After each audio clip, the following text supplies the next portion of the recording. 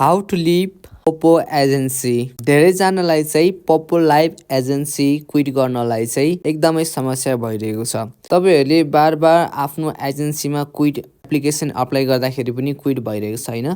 So तपाईँहरूले चाहिँ कसरी एप्लिकेसन चाहिँ अप्लाई गर्न सक्नुहुन्छ अनि कसरी क्विट गर्नुहुन्छ भन्ने कुरा चाहिँ म यस छोटो भिडियोमा चाहिँ हजुरलाई बताइदिनेछु। एजेन्सी क्विट गर्नको लागि चाहिँ फर्स्टमा त हजुरहरू माई एजेन्सी भन्ने ठाउँमा जानु होला।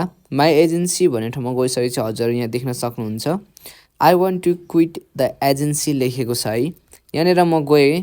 अब यहाँनिर एप्लिकेसन डिस्क्रिप्सन भनेको छ apply for quitting the agency. यहाँनिर क्लिक गर्नुभयो भने चाहिँ हजुरहरूले चाहिँ are you sure you want to quit this agency भनेको हुन्छ। हजुरहरूले चाहिँ कन्फर्म गर्नुपर्ने हुन्छ। यहाँनिर कन्फर्म गरिदिनुहोस्। अब यति गरिसकेपछि चाहिँ तपाईँको एजेन्सी चाहिँ क्विट भएको हुँदैन। यहाँ हेर्न सक्नुहुन्छ। म ब्याक आएँ। अब यहाँनिर फेरि म माई एजेन्सीमा गएँ भने चाहिँ यहाँनिर चाहिँ तपाईँको एजेन्सी चाहिँ क्विट भएको हुँदैन। अब तपाईँले के गर्ने त नेक्स्ट हजुरहरूले चाहिँ ब्याक आउनुहोस् र यो आइडीलाई चाहिँ हजुरले ख्याल गर्नु होला है। यो चाहिँ एडमिन आइडी हो। आइडीलाई चाहिँ हजुरहरूले चाहिँ एउटा टेक्स्ट मेसेज सेन्ड गर्नुपर्ने हुन्छ। यो आइडीलाई विचार गर्नु होला। त्यसपछिबाट तपाईहरू यहाँनिर आएर चाहिँ सर्च गर्नु होला यो आइडी कति छ। तपाईको चाहिँ आफ्नो एजेन्सी अनुसार डिफ्रेन्ट हुन सक्छ। तपाईहरूले त्यही लाउनु होला अनि यसलाई चाहिँ सर्च गर्नु होला।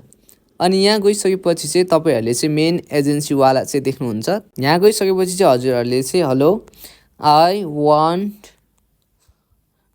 टु लिभ एजेन्सी भनेर चाहिँ लेख्नु होला। त्यसरी एउटा मेसेज टेक्स्ट गर्नु होला। हजुरहरूको जो एजेन्सी छ उहाँहरूको एडमिनलाई चाहिँ तपाईहरूले चाहिँ मेसेज गर्नु होला।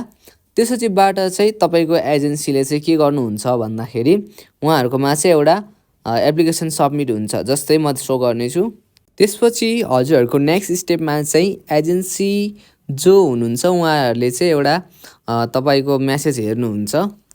त्यसपछि तपाईँहरूको मेसेज चाहिँ रिड गरिसकेपछि चाहिँ एडमिनले चाहिँ गएर चाहिँ हजुरहरूको एप्लिकेसनमा चाहिँ अब डाइरेक्ट मान्छे यहाँनिर गएर चाहिँ तपाईँहरूको होस्टलाई चाहिँ के गर्नुहुन्छ भन्दाखेरि रिमुभ भनेको हुन्छ।